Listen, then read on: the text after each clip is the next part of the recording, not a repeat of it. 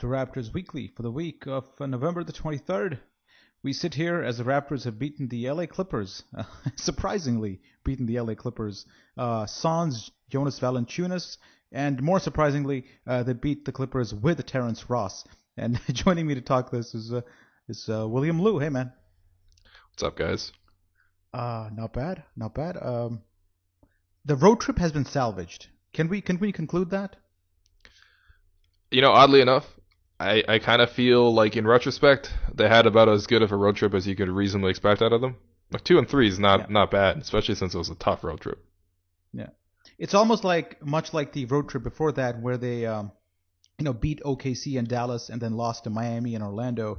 This one, they won the games they were supposed to lose and lost the games they were supposed to kind of win. Utah and Sacramento were probably the two most winnable games in this trip, but those were And L's. the Lakers. Well, the Lakers, yeah. Well, the Lakers. Yeah, shit. that was a gimme, though. Yeah. The Lakers are a layup at this point. It's very sad. Yeah. It's like Ron Artest is playing, or Meta World Peace is playing crunch time minutes for them, and he's like 35. He played in China last year. He got kicked out of the Italian league, and now he's playing crunch time for the Lakers. I don't know if I call that sad. I call that great. Okay, yeah. That's another way to look at it. Sure, yeah. From his perspective, it's great. Yeah. From a Raptors perspective, the wins came at the wrong locations, and let's start with the Clippers game, man. All right. No JV this one. Bismack Biyombo gets the start, and we'll talk about the JV injury momentarily. But Bismack Biyombo gets the start, and the Raptors come out shooting lights out. DeMar Carroll is like 8 for 8. He can't miss a three. He's breaking Paul Pierce's ankles. And the Raptors build up like a 30-point lead, and CoryJo comes in. He D's up Chris Paul in the first half. And then, at 30 points ahead, were you comfortable at all, Will? I was comfortable. Like 29 points. Like that's very hard to give up, although the Raptors almost did that. So, but I don't know, man. Based on the first half, it looked like the Clippers were just not at all ready to play.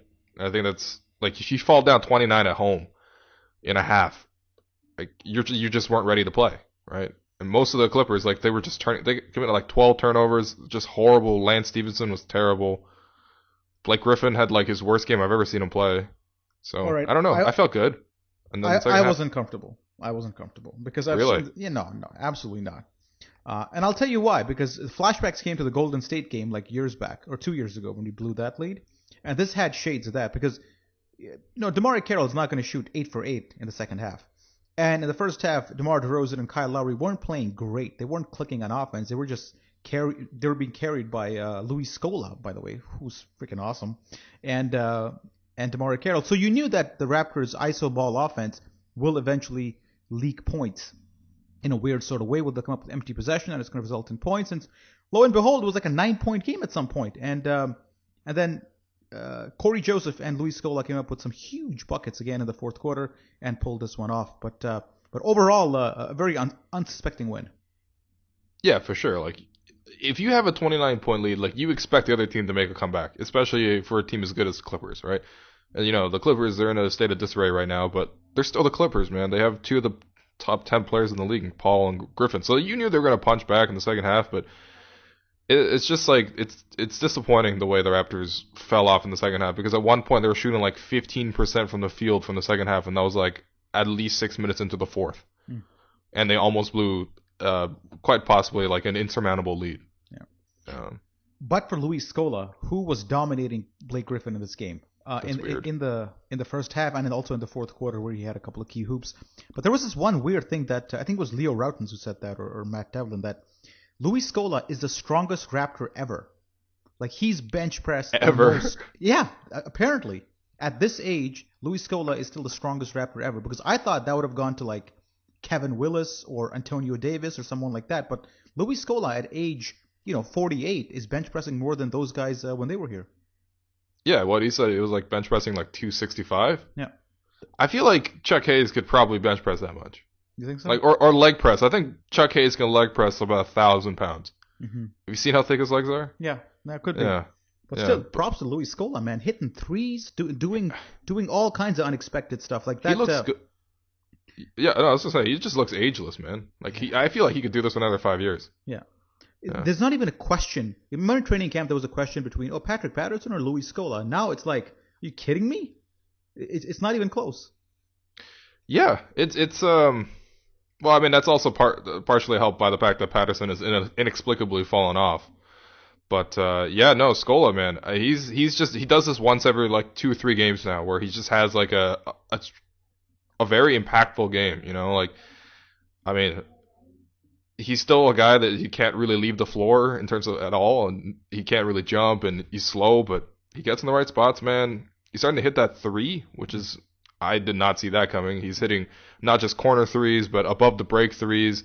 That's an actual play now where he can just pick and pop, and man, he's been very, very much better than I thought he would be. And little credit to Dwane Casey, who we'll get to, his offense we'll get to in a bit, but credit to him for actually hiding Louis Scola in this game. He was switching a lot with DeMarre Carroll, so you saw a lot of DeMarre Carroll on Blake Griffin, which is a much more suitable matchup for the Raptors than Louis Scola's slow legs.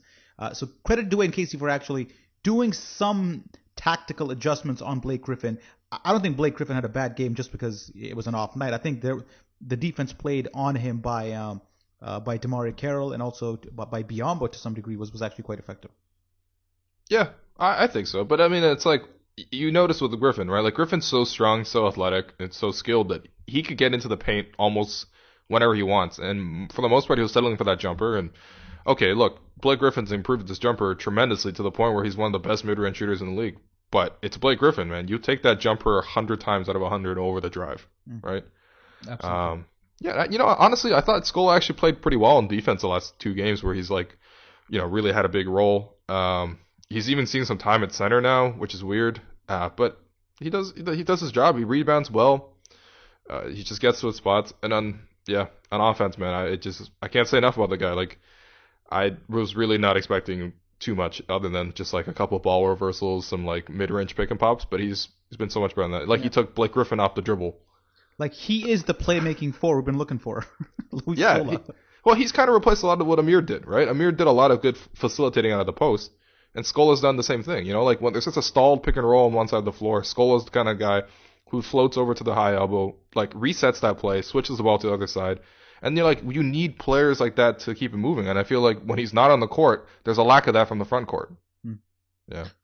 Yeah. So that's the Clippers. Let's step back a little. Lakers. You saw this one? Yeah, I did.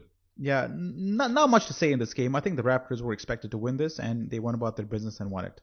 I don't think there was a challenge from the Lakers at any point where you thought they might win this game. The only thing was like, is Kobe gonna have is he gonna go back to his 2004 days and start killing the Raptors again? So I'm glad that didn't happen. He did almost, make something happen, but it wasn't so much Kobe. It was actually the Raptors offense that just went heavy ISO. And you got a lot to say about this, Will.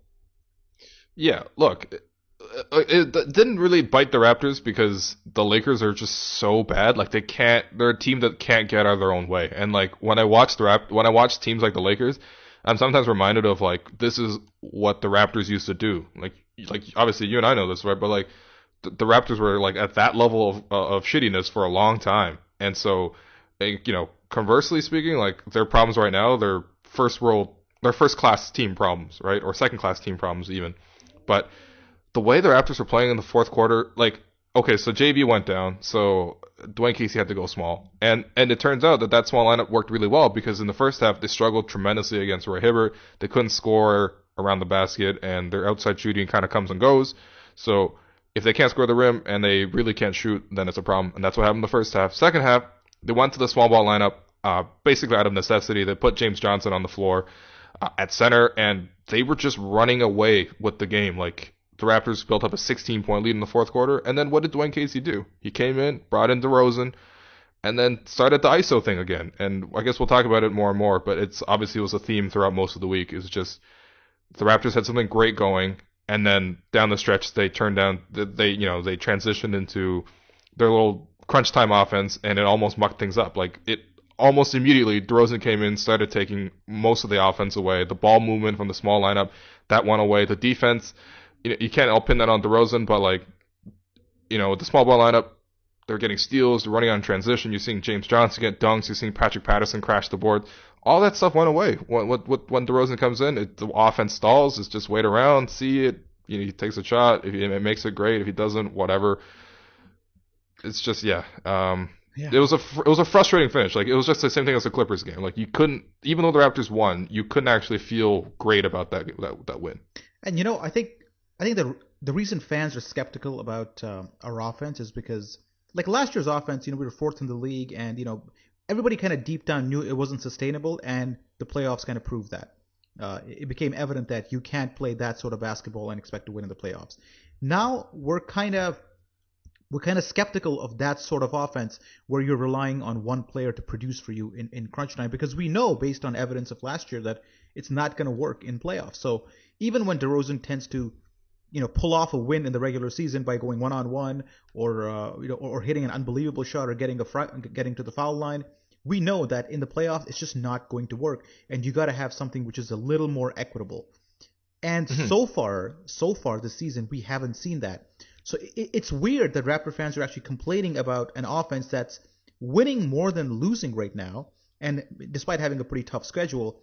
It has to do more with the lessons learned from last year, that we want to see something a little more diverse, and we're not seeing it. So even when we win, there's a shade of negativity on the loss on the wins, but just because our crunch time offense. And DeMar DeRozan, let's face it, he is somebody who is a black hole on offense.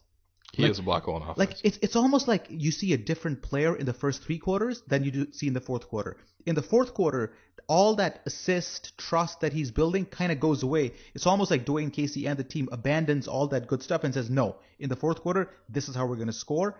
And so far, it's working kind of, but it's going to flatline. Yeah. And the thing with crunch time is that, like, it's a good little, facsimile for, like, the actual playoffs, right?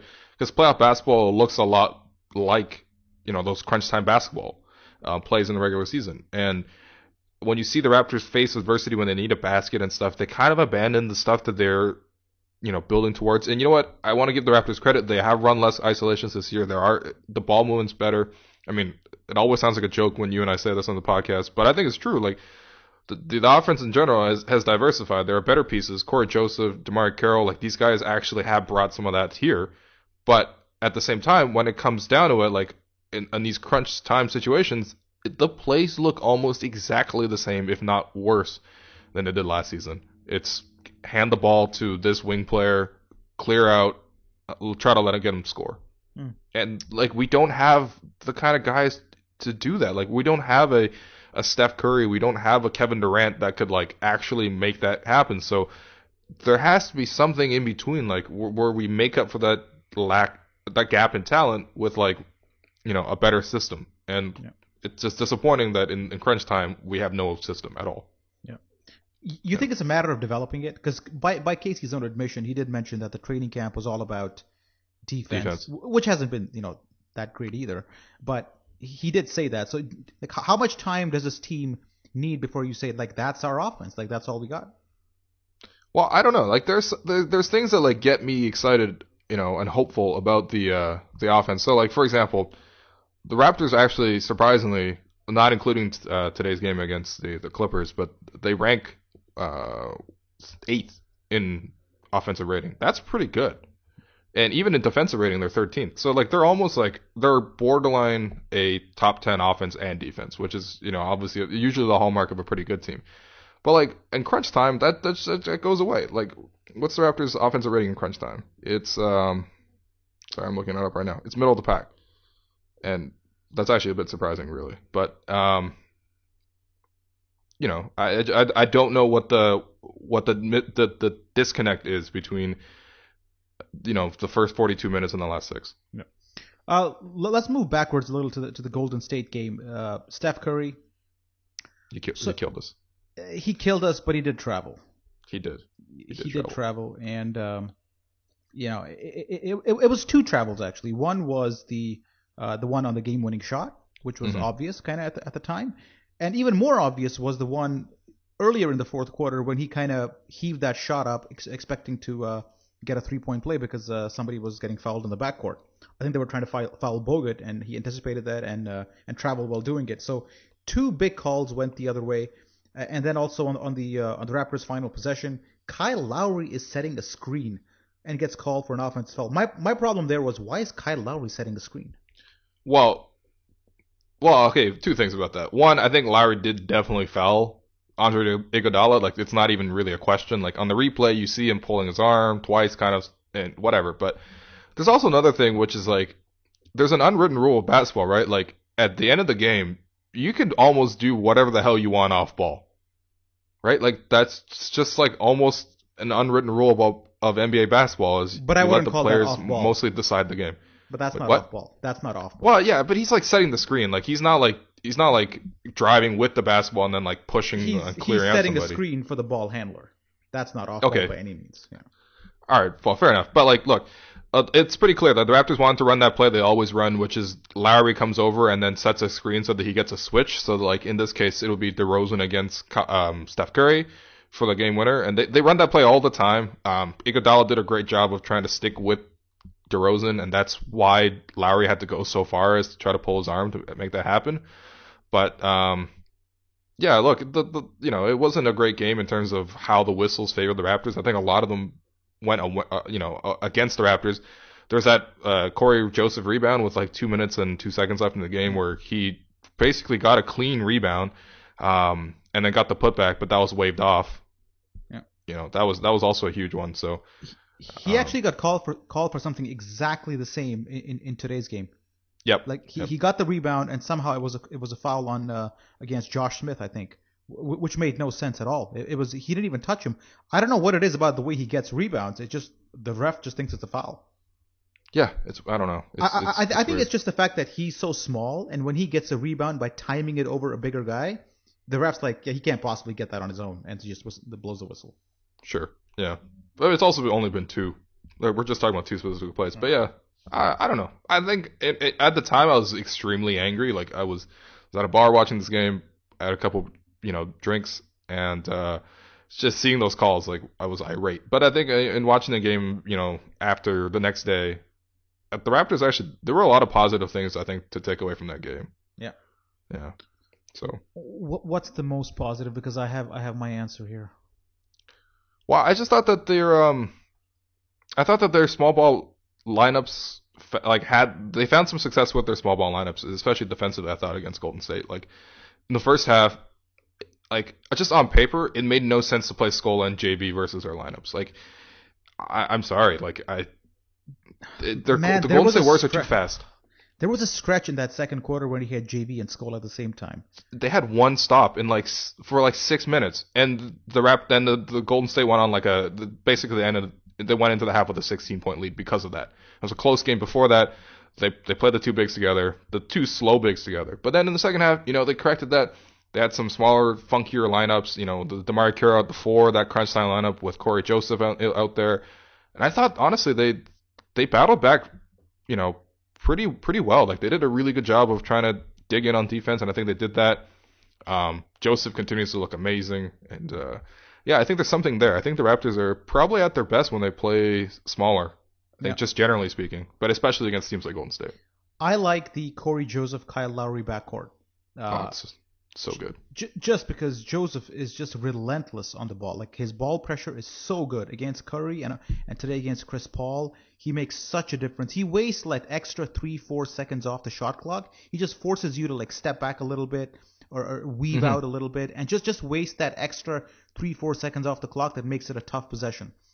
Anytime a point guard can take their time setting up the possession, the chances of them getting a positive result is going to be high. But Joseph, especially in the fourth quarter, tries to pressure the ball. I don't know if it's instruction or it's just his natural instinct, but that's something he does, which makes a notable difference on how our defensive possessions come through in the fourth. Yeah, definitely. Honestly, like the Lowry and Joseph backcourt, the only thing that they're not great at is that they're a bit small.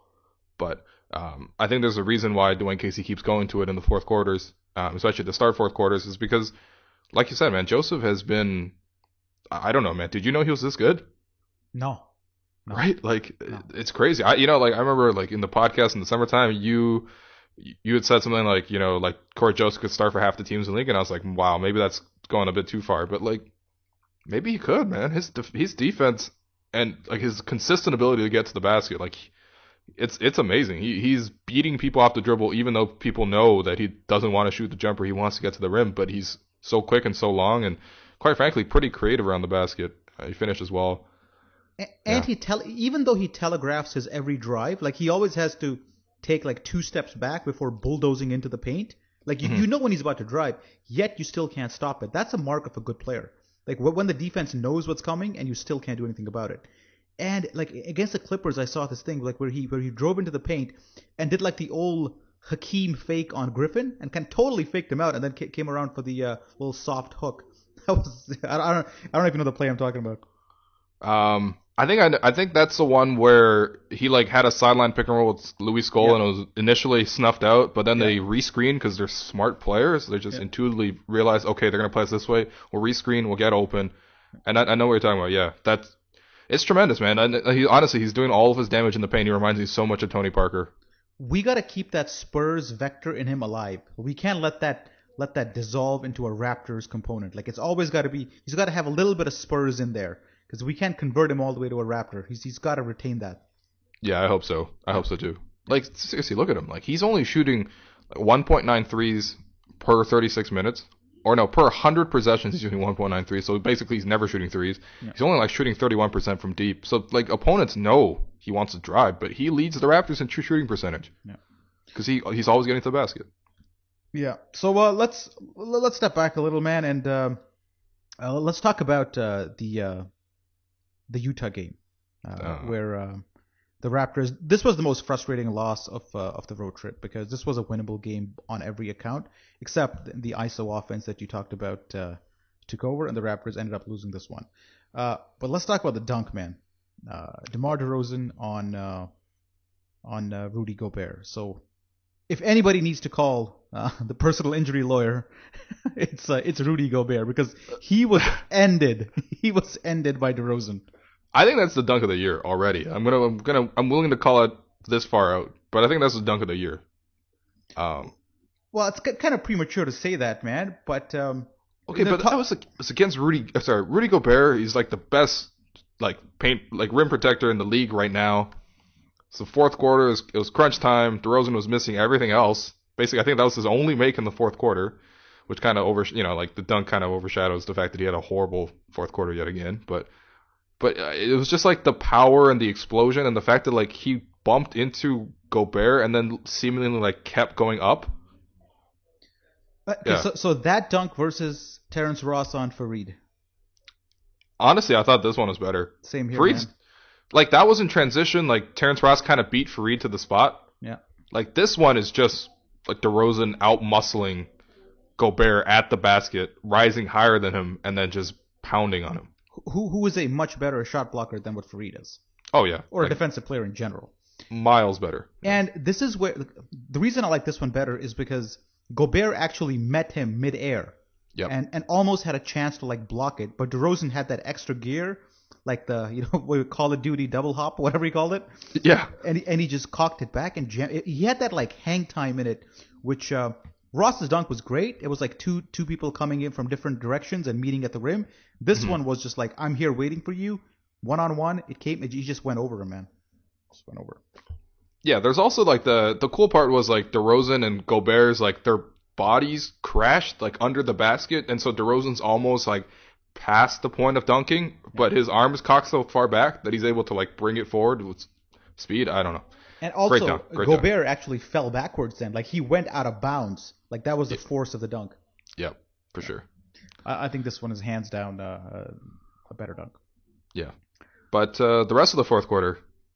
Yeah, I think you already talked about it. The offense, could use a lot of work, and DeMar DeRozan's like right now being singled out as a bit of a problem. But you know what? I got to thinking over this week that he's getting the max. Well, of course. There's no doubt about it, and from the Raptors, that is. Let's get this straight. He loves the Raptors. He wants to be here. He's been a Raptor all his career. He's got that, we the North mentality in him. I think he fits the poster boy image that the franchise is trying to create. And Ross got $11 million a year. Like DeRozan is easily 2.5 times the player that Ross is. That to me right there says he's a max player. Look, I defend Terrence Ross almost irrationally, but Terrence Ross got crossed up by Austin Rivers in the first half of the Clippers game. He fell down on an Austin Rivers crossover, and then in the second half, he could not guard Austin Rivers at all. It was like Terrence Ross came in for 2 minutes, got destroyed defensively like 3 times by just some horrible offensive players, and then was immediately benched. And it's crazy to me. I know he's just coming back off injury, but this is a bad stretch for Terrence Ross. I'll go as far as that. We got a refugee crisis in this world, and that $31 million would look really good. That could have been put to better use. That could have been put to much better use. Terrence Ross is horrible to watch. I'm fully convinced that he will never find consistency, because if not now, then when? He's given so much opportunity. The last 3 years, he's been given so much undeserved playing time, and he hasn't shown anything. And this year, when he does come in, it's like one game you get, like when he came back with the Lakers, had a couple of good possessions, took off the rest of the game.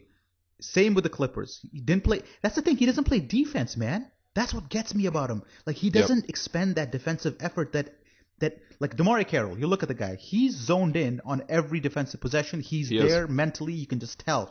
Ross he's absent. Yeah, you know how you can tell Ross is not an active defender in that, like, he has never once made a notable help defense play.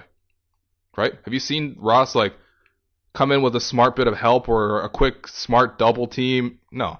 The only like memorable defensive play he ever made was in Game 7 when he got that steal. Yep. And then Lowry missed that shot. That was the last time he made like an intelligent defensive play. Other than that, he had a couple of moments here and there, man, but by and large, let's put it this way, he is not a factor on defense at all. Well, the thing is, he can be, though, right? Like, he has performances in the past. Like, he's had notable, great defensive performance against Chris Paul George. Like, he has it in him, but it just seems like a desire thing. Like, I can't get over that, and I don't like when people speculate on, players' motives and stuff, try to get inside their heads. Like, clearly we're not there. But when you see it on the court, you see it happen sometimes to like a shocking degree, and you're like, wow, he's got this ability in him, and then he just doesn't do it. And like the only thing that bridges that gap is effort, man. Seems like he just like if he had the desire that DeMar Carroll or Kyle Lowry have, like, or even DeRozan, he'd be much better. Yeah. Yeah. Let's talk about JV's injury. Kobe. Yeah. The Raptors are actually a nice play, pick and roll, kind of side pick and roll. DeMar DeRozan got the ball, slid it in nicely for JV, who went up, and Kobe came in, swiped it, and JV now has a broken hand, and he's opting not to have surgery, so it's going to be a rehab thing. So the latest report came out on Sunday that it's up to 6 weeks out. Thoughts on the injury? Are you of the mindset that now we're going to get to see a small ball lineup and you're excited about it, or are you like, JV was playing really well this year? Tough setback. I think it's a tough setback. I don't think there's any way to spin it as anything other than that. But I think the Raptors, if it forces the Raptors to discover what they have in these small ball lineups, I think that is interesting because I think they actually have the defensive personnel to play small ball. Like last year, they played small ball in terms of offensively. Like, okay, we'll go the 3-point guards with Vasquez, Williams, and Lowry. But like that's a defensive disaster. But now they go small ball. It's like, we'll put Cory Joseph at 2 and DeMar Carroll at 4, but those guys are actually good defensive players. I think it's interesting. I think the Raptors have looked generally pretty good on defense so long as they only have one lumbering big out there.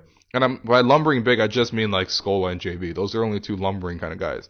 And I really didn't like that pairing playing together. And, with someone more mobile in there, like I want to see James Johnson be tried at the 5. Maybe I'm crazy about it, but like I think that the ability to switch on defense in that kind of scheme is really cool, and the fact that you can actually run more in transition because anyone can grab the ball and then spark the fast break, especially if he plays along Patterson. Now, Patterson really can't spark the fast break, but he can at least stretch the floor, which makes up for James Johnson. I don't know. I think they can make up for it. I thought there was a very promising stretch in the fourth quarter, like I said earlier, again, the Lakers game, where I think they were like plus 16 in like 6 minutes. Now, that was the Lakers. Like, you and I could be plus 16 against the Lakers. But, I think it's interesting because I think it's not just the responsibility of the coach to like find something that works and then just like stick with that every single game. You have to like know what your team is capable of, because ultimately you're gonna have these new situations that you're faced in. And I guess the silver lining to this is what I'm saying is that like it might force the Raptors to figure out what else can we do, what other ways can we play and be successful. Yeah, I'm not sure the Lakers game is, you can draw any conclusions from that, but the Sure, for upcoming sure. two games with Cleveland and Washington, who both have strong bigs, we'll see if Casey's actually able to dictate a smaller lineup and take the other team's bigs off the court, because that's what happened with Roy Hibbert. The Lakers couldn't play Roy Hibbert because Casey went Yep. small. But that's also because the Raptors have more talent, and sometimes talent is what dictates matchups. Against Cleveland and Washington, I don't know. Let's see. Let's see how he does. If he tries that lineup, would Cleveland be like, okay, we can't play Kevin Love anymore? Or would Washington be like, we can't play Nene or Gortat anymore? Or are they going to stick with their guys and just beat us down in the post? That's what remains to be seen here. Mhm. I'm excited. Well, I feel bad for JV because he was having a great season and he was showing some great progress. So moment of silence for JV. There we go. All done. Yeah. And also the fact that moment of silence for us fans having to watch Biyombo play more minutes. I'm a Biyombo convert. You are? Yeah, By the way, did you that reverse dunk / lay-in that he did against the Clippers? I was screaming. I had no idea he had that in him. There's no way he knew what he was doing there. Yeah. He By the just way, threw it up there. But the Raptors broadcast is also kind of turned on Biyombo, man. It's crazy. Like the way they were stroking him in the preseason, oh yeah, he's billed as this defensive guy. Look at him getting on these blocks. And now it's like, well, DeRozan, he knows he can't pass to Biyombo on that drive because it's an automatic turnover, and it's just like, come on. But they turn on him in like 2 weeks. They're a little true on that, because I think They are, yeah. Biyombo's worst nightmare is being 7 feet away from the rim wide open, because he wouldn't know which leg to move first. It's actually, yeah, it looks kind of silly. Like I've seen it twice now in the last week where he's caught the ball relatively open 1 feet from the hoop and traveled. Yeah, that's hard to do, man. He just doesn't know. Like, he's so uncoordinated. Like, yeah. It's not just that he has bad hands. His legs don't, like, his one leg doesn't know the other one exists. He has bad legs. That's the first time an NBA player has been critiqued for having bad legs. But yeah, no, you're absolutely right, man. Biyombo has horrible footwork, and he's bad legs and bad hands. Right. But at least defensively, he's good. Like today or on Sunday in the game against the Clippers, got a lot of rebounds, got a couple of nice challenges at the hoop. I thought he did a good job on DeAndre, save for allowing 2 alley-oops. But I think, honestly, defensively he's fine. It's just that he kind of kills the offense. But isn't DeAndre a perfect matchup for him? A guy who doesn't leave the paint, and Biyombo doesn't leave the paint either. I think he can handle guys like DeAndre much easier than he can handle a guy like basically anybody who can shoot a jumper. Yeah, I'd say so. So the guy I'm excited about is Bebe, who got recalled from the Raptors 905. I'm excited you didn't call him Bebe this time. No, it's Bebe. I learned. You broke the streak, man. You used to call him Bebe on this podcast all the time. And somebody told me, well, just say it like it's Nene. It's the same thing. Nene. Yeah, it is. Yeah. That's a great way. Yeah. So he got recalled. He hasn't played yet. I think I'm a little excited to see him because in the D League he's doing all right. I think he's not. Yeah, the near triple double. Yeah, he's collecting a lot of rebounds. He's always been a very, very good passer for a big man. I think that actually translates into the NBA for him. I'm excited to see him. I hope we get a look at him against Cleveland. Yeah. You know what? Honestly, though, I think that if a player doesn't get off, like unless it's like James Johnson's a bit different, but like for the most part, if a player doesn't play, I think that's because he can't play. And I think that might be the problem with Bebe. Like, he just never had any meaningful minutes in his career ever. He was actually extremely pissed off with the Raptors that he got sent down to the 905. He was very disappointed because he fully expected to stay with the big club. Well, why wouldn't he, man? In 5 minutes he's played with the big club this year, he's got a PER of 47.1. All right, 1,442 true shooting percentage. Yeah, he's. No, yeah, I don't know, man. Honestly, I want to know what they have in Biyombo, not Biyombo, in Bebe, because what else are we doing with him? Right? He's at that age where he's 23. He's 23, and he's got to get playing time at some point. Like you got to see what he's got in a real league now. Like, Yeah. so I think this is his chance. I hopefully he gets like 10, 12 minutes here and there, so we get to see him a little bit. But I just don't think he's going to get any playing time with the Raptors. I don't. And I think that Dwane Casey's already decided, look, my number one center right now with JV out is Biyombo. He'll play about 25 minutes, maybe less if the matchup doesn't dictate, Biyombo will be out there. And then afterwards, it's like Scola / Patterson. And then after that, it's like James Johnson / Patterson. Yeah. So he's fourth center. He's basically foul insurance because Biyombo does pick up a lot of fouls. So that's true. Yeah. All right, so let's take a quick break, man, and come back after this. After a serious collision, you expect your insurance company to treat you with the respect and dignity you deserve. But for some reason, they're dragging their feet and denying your claim every step of the way. That's not right. I'm Brian Goldfinger of Goldfinger Personal Injury Law. When you've been involved in a serious collision, my law firm is there when you need the help the most. Visit goldfingerlaw.com and get us working for you. Well, welcome back to part 2 of Raptors Weekly. We got to pause the podcast, and if you're driving, just pull over for a moment of appreciation for Blake Murphy, who has taken over Raptors Republic this season. And man, he is killing it. I think he is producing content at a rate which puts everybody else basically to shame.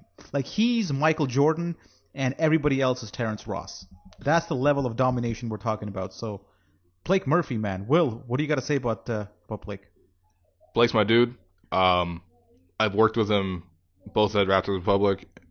He's the guy that brought me on, in the first place, and I worked with him at the Score. I've spent countless hours with the man. Like, he is a machine. And in terms of people in terms of just as qualitative basketball writing, he's like great, and he's very smart, and he's intuitive, and he's like incredibly hardworking, man. And the guy pumps out content like no one else.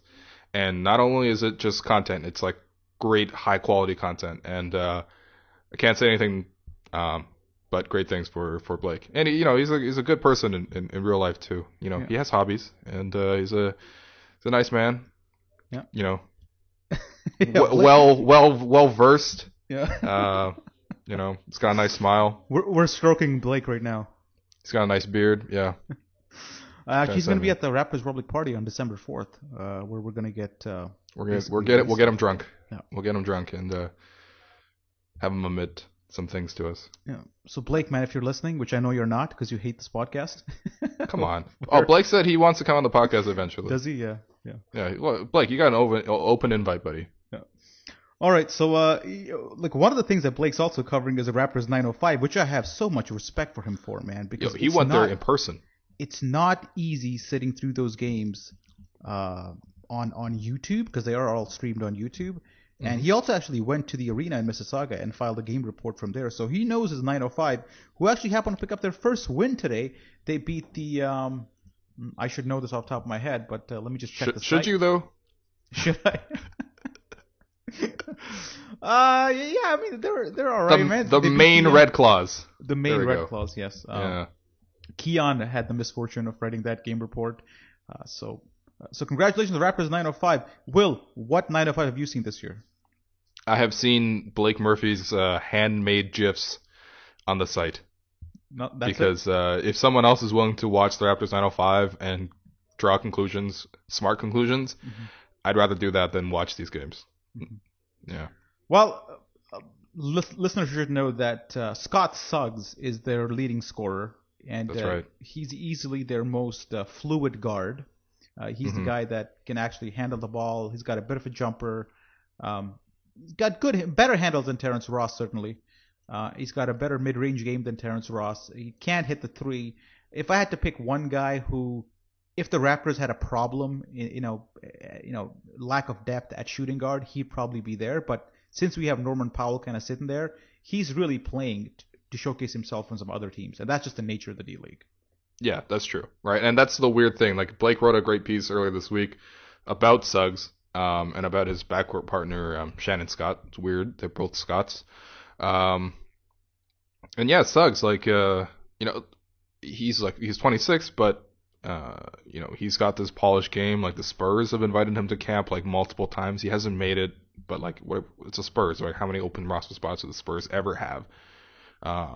But I mean, the fact that he's been invited 3 times to the Spurs, like that's impressive in its own right. Yeah, and Sim Bular, Canadian, is he actually doesn't travel at all. That's weird. It's really odd because it's something to do with his conditioning, which makes no sense. It's just like stay at home and make sure you're getting fit, which I don't know how that even works. Yeah. By the way, he looks hilarious when he dunks. You seen those alley oops? Like he gets like 10 inches of vertical. Yeah, it's like he's changing a light bulb. That's what it looks like. Yeah. Yeah, 905, man. They're hard to talk about, but we will talk about them because they're part of the Raptors. But really, you look at that roster up and down, and there's nobody on the Raptors 905 that's going to make his way to the big club anytime soon. Bebe is probably the only person that you'll see overlap between the two clubs. I think Bruno's there for the full season. I just don't see any circumstance where Bruno gets to play with the big club at all, unless like there's major injuries happening with the Raptors. It's just going to be Bebe this year. Yeah. Honestly, I think it's good. Like, this is what we want. Give him a whole season of just, like, actual in-game training. I haven't watched too much of it, but just based on the box scores and stuff, it looks like Bruno and Bebe are, like they're doing well, right? Like, they're at least, like, regular starters. They're contributing to wins, or not contributing. Well, they haven't won, but, like, they're productive players so far. Yeah, I'd say Bruno is more controlled. I think he still has almost a green light to shoot the 3 whenever he wants. I think that's definitely a coach's instruction that, hey, if you got a look, even a half clean one, go take it. But he looks more coordinated on defense. He doesn't you don't see him like completely playing the wrong angles anymore. He's with it a little bit more. And when you look at him, you almost might mistake him for a player who actually belongs there. Yeah. That's good. Yeah. And I saw that Bebe had like 9 assists one game. That's really impressive. And he's a great passer. I've always said that. He's a terrific passer from the high post. Yeah. I think that's a skill that'll actually work in the NBA for him, and that's what I'm actually excited to see. But did you notice Dwane Casey's comments when he said that he absolutely has no control whatsoever, or does not dictate at all what happens at the 905? Like it's all up to Jesse Mermis there. They talk once in a while, he said, but certainly none of the plays that Dwane Casey has, if he has any, are executed at the 905, and it's just a conversation. There's no like dictation from Casey at all. You believe that? That's very strange to me because with the Spurs, the Mavericks, and the Rockets, like a lot of the D League, what they do is that they just run the same sets that they do in the big leagues, so that when they call them up, they're ready to contribute. That doesn't make too much sense to me to do 2 different things. Yeah, but maybe the chance of somebody getting called up is so remote that he doesn't even bother. Sure, but then like you see, like in Houston, for example, it's almost a rite of passage for their players to go down to the D League, the Grand Valley Rapid Rio Vipers or something like that. I don't know. And, they go down there and they learn the system, they learn how the Rockets want to play, and they come up, and relatively speaking, the Rockets have done a pretty good job developing, well, at least turning young players into productive players. Right? Like Monty Eunice, Terrence Jones, KJ McDaniels, Clint Capella, like these guys all spent time in the D League, and now when they're healthy, they're actually like regulars for the Rockets. Yeah. Yeah. Yeah, so speaking of Dwane Casey, man, you wrote an article on your personal blog here, williamlewnba.wordpress.com. Will can't write for the Raptors, for Raptors Republic because of many, many reasons. But he does have a personal blog, which he posts a lot of content on, and you wrote a pretty interesting article about Dwane Casey and the opportunity cost of continuity. The premise here, the way I understood this article, is basically that we've retained Dwane Casey because he is the connective tissue between what was happening and what's going to happen in the future. You want to maintain that continuity as you transition from, the end of the Chris Bosh era over to the new DeMar DeRozan era, and going forward. Like he's that thread that kind of holds things together. But at the same time, he comes at a cost. Yep. Yeah. Well, like in the article, like it's not like necessarily a hit piece on Dwane Casey's performance as a coach, although there's, as we talked about earlier in the podcast, there's obviously lots of things to nitpick. I just mean like from the Raptors' perspective, like did it make sense to keep Dwane Casey around for this long? And even if it did make sense, like what did the Raptors give up in not finding someone else, right? Because like if you look at the Raptors from the outside, right, Dwane Casey, he's a nice coach, and honestly, if you look at it in terms of Raptors history, he has the most wins in Raptors history, has the best win percentage. Like it's pretty much clear at this point that he's the best coach the Raptors have ever had. But at the same time, he's just like a good coach. Like he's average, maybe slightly above average. He has the shortcomings and X's and O's and whatever. But like the shortcomings and X's and O's, like those things actually do come into play. Like for example, we have DeRozan, right? At this point, we don't know if DeRozan's like fourth quarter ball hoggery. Is that just a function of DeRozan personality wise? Is that just him as a player, or is that Dwane Casey telling him to do that, right? And in terms of how he can contribute, like currently we know kind of what DeRozan can do. We know what his limitations are, but will those be different with a different system, with a different head coach? Things we don't quite know that, and I don't think that Dwane Casey's going to be here for the long term. They're going to bring someone else in, and DeRozan might be here for the long term, and he might be asked to play a different role, and we have no idea if he can improve or what he will look like in a different system. And I think that that's just one of the many things that like Dwane Casey has kind of not, I guess, failed in terms of that, but it's just a product of the Raptors keeping him there. So like at some point, like the blame does fall on Masai Ujiri as well. Like Ujiri, for example, he's been trying to build the team while trying to compete at the same time, and that's a really difficult thing to do. And for the most part, if you have a directive of trying to win, you do things like what Casey has done with veterans, like John Salmons is going to play like 2,000 minutes while Terrence Ross is sitting there. And conversely, that has an effect on how you actually develop your young players. Like it becomes a point of like JV is going to have to sit in the fourth quarter because we're more competitive with Patrick Patterson and Amir Johnson in the front court, so we're going to bench him. But like that experience of that development, it's hard to do both, and it's hard to win and also develop. But if you're going to build that way, then you can't necessarily have a coach that has those kind of shortcomings, right? It's a common complaint because if you look at the end of every comment section, there's always a few which says, I wish I could see DeMar DeRozan under a different head coach. I wish I could see Jonas Valanciunas under a different head coach. And DeMar DeRozan, I think, is the root of this comment, is because we all know that DeMar DeRozan is not a selfish player. I think he's a team player. He likes distributing the ball. He's not a ball hog. I don't think he's somebody who's out there to get his. I genuinely do think that when he goes one-on-one, he's doing it because he firmly believes that's what's best for the team, or that's what he's been taught. If you tell DeMar DeRozan that, it's not you going one-on-one against four defenders and scoring, once out of four times is not a great idea, he'll actually listen and try something new. It's not an indictment on DeMar DeRozan that he goes one-on-one or we have iso ball. So fans look at that and go, well, we know DeRozan's not like that. At least he doesn't appear to be like that. So it must be the coach who's telling him to play a certain way. And then you talk about DeMar DeRozan, who is a guy who we're about to give the max to. And he's going to get the max with the Raptors.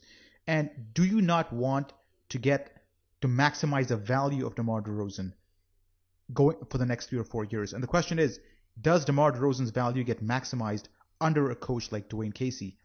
And it's just very hard to answer yes to that question because of the narrowness of Casey's approach to offense has been so far. Yeah. And, honestly, like, so that's one thing with DeRozan, right? And I think that's absolutely correct. And quite honestly, if you have Casey as the head coach and you have DeRozan as the number one guy, that's a ceiling. That you know what the ceiling of that combination is, right? So eventually we're going to need DeRozan to play a different role. And I'd wish that we had a head coach that had put him had a different role in mind for him, so that we know more about DeRozan as the player. Because if we ultimately sign him to this max deal and then we change the way we play, then we don't know how DeRozan might react to that. But so I don't know. That's not necessarily totally Dwane Casey's fault. Like he's coaching for wins, and I think he's done a pretty good job in terms of coaching for wins. I don't think you can argue with the results in the last 2.5 seasons, basically. But like, what about development? Like for example, with great coaches like Eric Spoelstra with Greg Popovich, Rick Carlisle. Like, you'll get guys like Dwight Powell, right, who's like a second-round pick, but he comes out of nowhere and he's a productive player. Or like Al-Farouq Aminu. He was terrible. He's on a minimum contract, goes to Rick Carlisle's system. He becomes a productive player. The next year he gets signed, right? Or Tyler Johnson with the Heat, who's like literally come out of nowhere and become a great, well, not a great player, but like a rotation piece for them. Like, and Masai Ujiri tries to have these pet projects. He brings in guys like, I don't know, Julian Wright. He brings in Anthony Bennett, Norm Powell, like these guys. But do they ever emerge? Like, when was the last time the Raptors had a guy who got to the Raptors and then became much better? And like, given Casey's situation of he doesn't have a contract for the next season, basically, he's going to coach for wins. Like, he doesn't care about Norman Powell's or Bebe's development. He's about winning the next game, because that's what he's going to be judged on eventually. I don't think even if Masai Ujiri told him, hey, you know what, we're developing here, but you don't have a contract for next year, he's going to throw the development talk out the window. It's in one ear out the other, because at the end of the day, it's about your record. And as long as he doesn't have a long-term contract, he's always going to coach for wins. And even if he had a long-term contract, I still don't believe he's the type of guy who can take the long view on anything. He doesn't really, right? And it's hard to fault him for that, right? I think it's all completely understandable what he does, and I think that what he has as a coach, like, I think he's a good coach. I think he deserves to be employed, but I don't know if it's necessarily the best fit for the Raptors and what they're doing. Like, it's pretty clear that Masai Ujiri is trying to play two games, right? He's trying to compete for now and also build for the future. But like, you need a great head coach to be able to accomplish both those goals at once. Like, Brad Stevens is a great example of that, whereas like, they're competing now, but they're also developing players. So you can actively see players getting better in Stevens' system, and he finds places for them. Like, Evan Turner is a difficult fit, man. He's like a more wing version of James Johnson, really. But like, Stevens invents a system, he pairs him with the right lineups, and he makes it work. And Evan Turner is now I would say he adds to that team in terms of winning.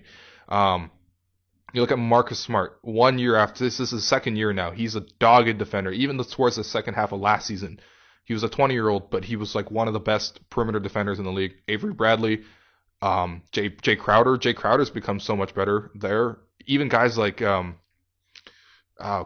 that guy? Jonas Jerebko and Jared Sellinger. Like, he's flexible enough to find something for them, right? And that's something that just Casey just has never shown an ability to do. Yeah, but in fairness to Casey, I don't think the Celtics are in any great pressure to make the playoffs or win a playoff round, whereas Casey is.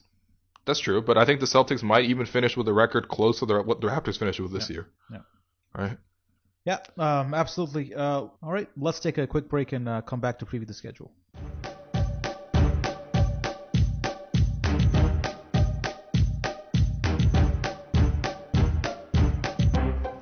Welcome back to part 3 of Raptors Weekly. Previewing the schedule now. It's a 3-game week, short week. The Raptors get a couple days off after the West Coast swing. They play Wednesday night at home against the Cleveland Cavaliers. This is Drake night. Will, excited? Well, I'm excited because Drake has not yet attended the Raptors game at home, but he attended one on the road. Yeah, in LA he was there. But Drake night. So be there. You're gonna get some free T-shirts or whatever the hell. Did you see his new collection? What, the new OVOs collection? Yeah. I have not. Bit pricey. Yeah, that's why I haven't seen them. Yeah. I did buy a holiday bling themed Drake sweater recently. Did you just buy a gold sweater, or did you buy a Drake sweater? No, it's like a knockoff thing. It just has like a holiday version of Drake from his Hotline Bling video dancing. Mm-hmm. It's a pretty good sweater. I like it. It's warm. Okay. Take a picture and we'll make it the feature post to this podcast. All right. All right. So Cleveland at home. I'm surprised they picked Cleveland as Drake night, because this is usually an L. That's true. Yeah. And because last year I think it was Brooklyn, which was a safe bet, but this year Cleveland. LeBron James.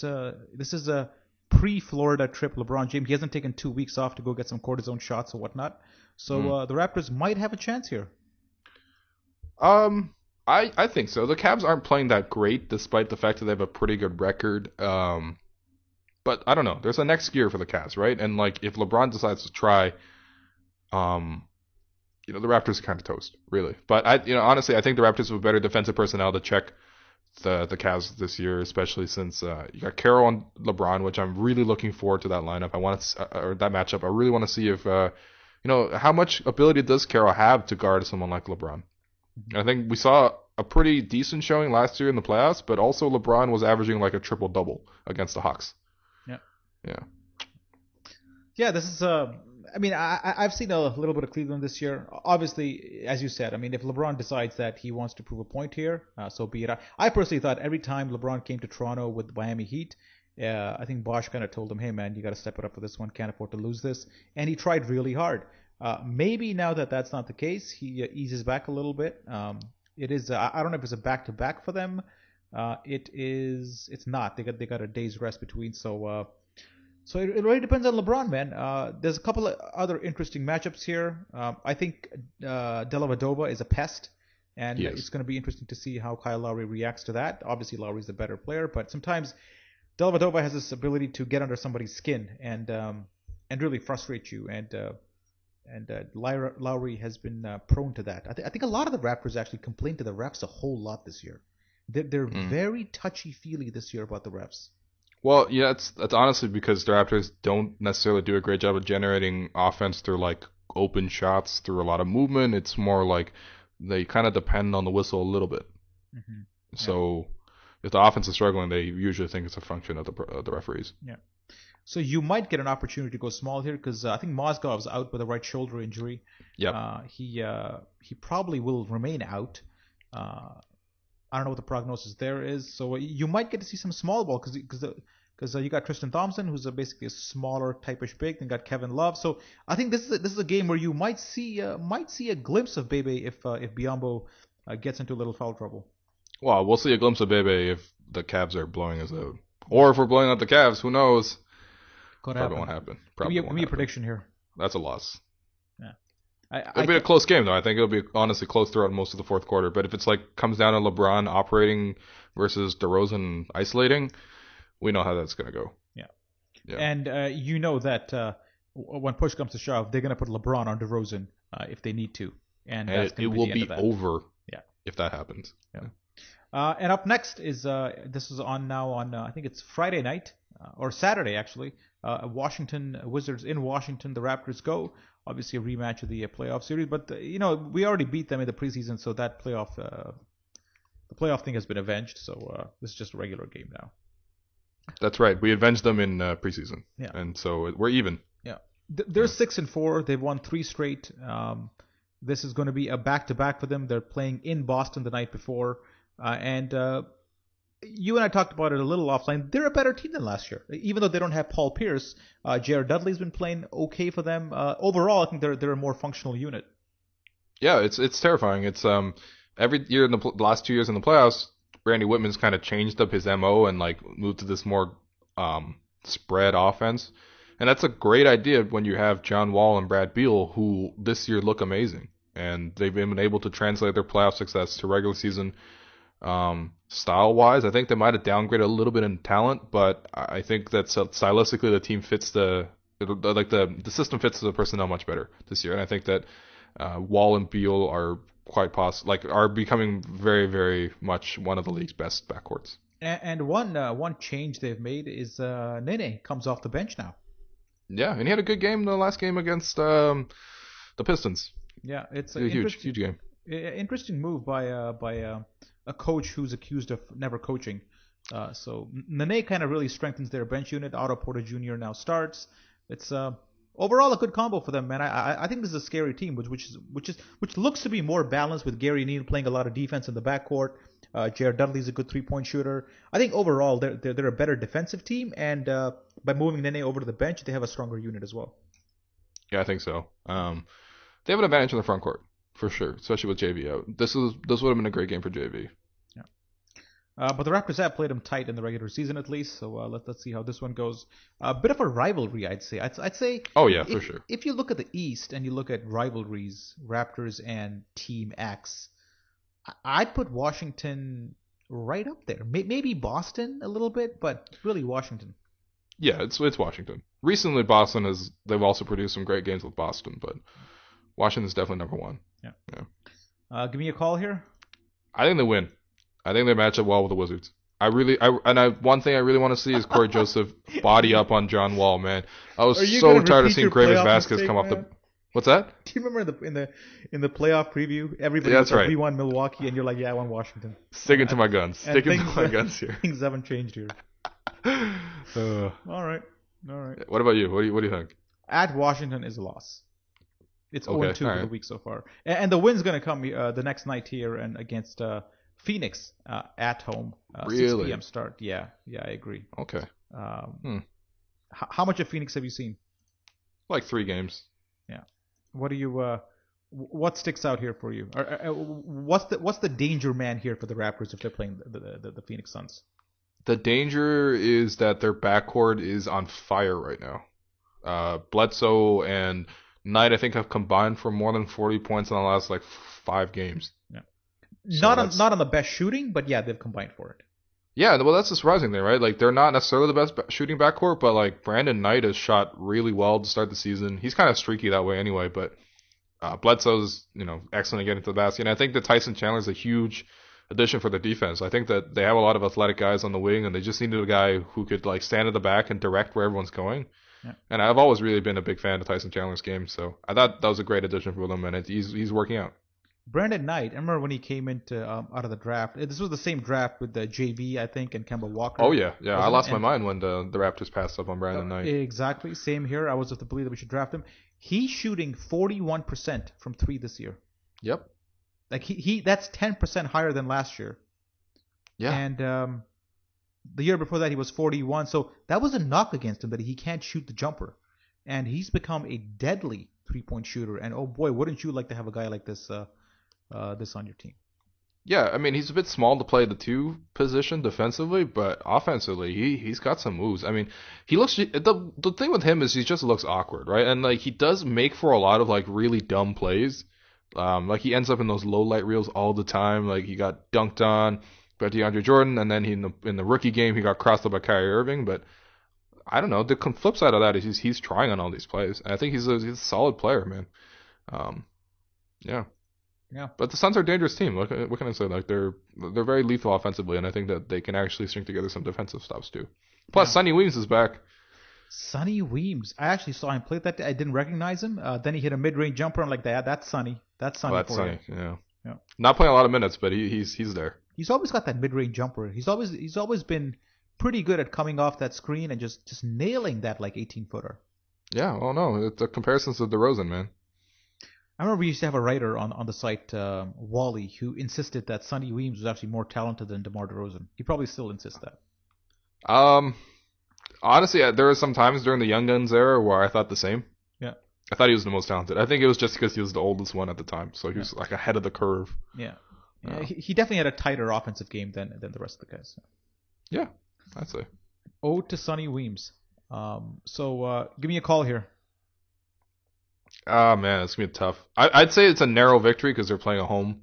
But, I don't know. The second night of a back-to-back, it's always tough. I think the Washington game is going to come down to a pretty close game, so the starters are going to play a lot of minutes. But I think they could beat I think the Cory Joseph is going to be a big factor in this one, too, just because there's so many guards for him to – they're going to need him against Bledsoe and Knight. And I don't think that the Suns have what it takes to punish the Raptors if the Raptors go small ball, and I think the Raptors small ball unit's better than the Suns small ball unit.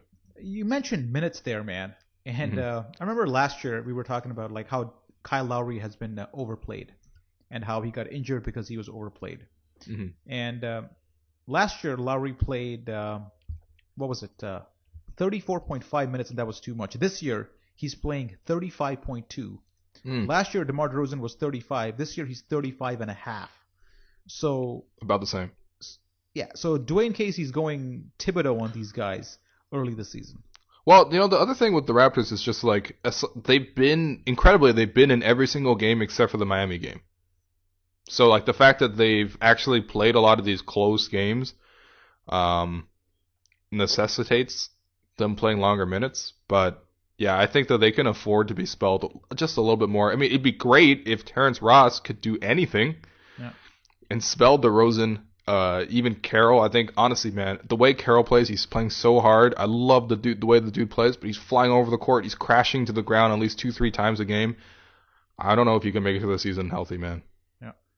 Yeah. So that's one aspect of Terrence Ross that we don't discuss enough. That his lack of production and what it does to the minutes of other guys. It hurts everyone. It hurts, especially it hurts DeMar DeRozan because he can't really get any rest because there is no backup shooting guard.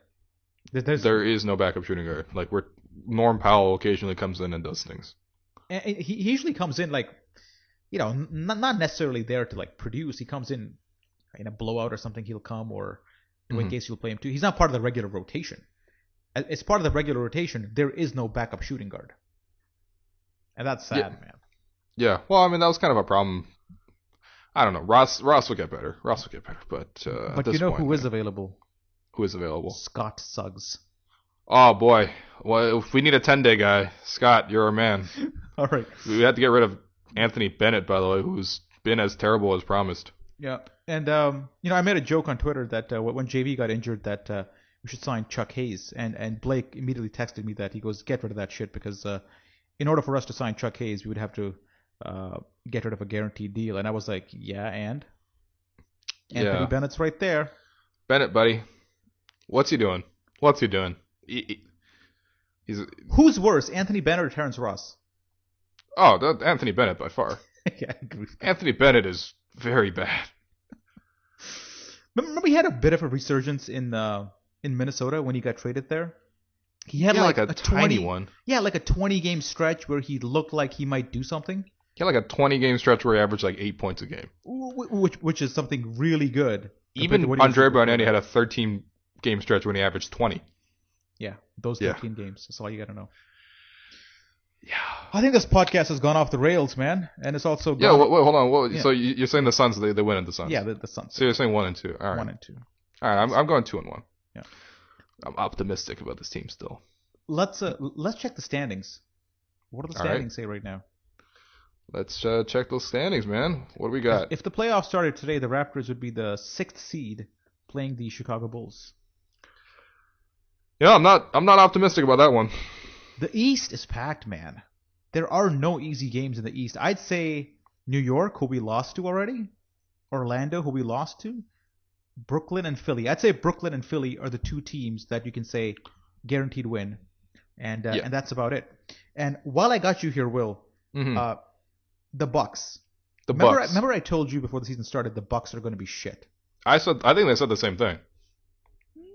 You're a fear the deer type dude, man. No. I'm pretty sure you. I feared the deer last year, all right, but don't get it twisted. It was in a preview pod. I think we were going over unders and stuff. I said the Bucks. I'm worried about the Bucks. You can't have a young team lose that many veterans and then bring in all these things and then pretend like you're gonna keep that defensive identity. It was Andrew who said he's selling all his Milwaukee Bucks stock. Was it? Yes. You were actually come on. Quite on board the Bucks bandwagon. And they're sitting at 5-8. They're horrible. 13th in the Eastern Conference, below the Orlando Magic. So they have the second worst point differential. They're worse than the Nets by points differential. Yeah. And with that, we're going to sign off on this week's Raptors Weekly, and we'll see you again next week. Will, thanks again, and hoping to see that sweater soon enough. All right, man. All right, see you guys later.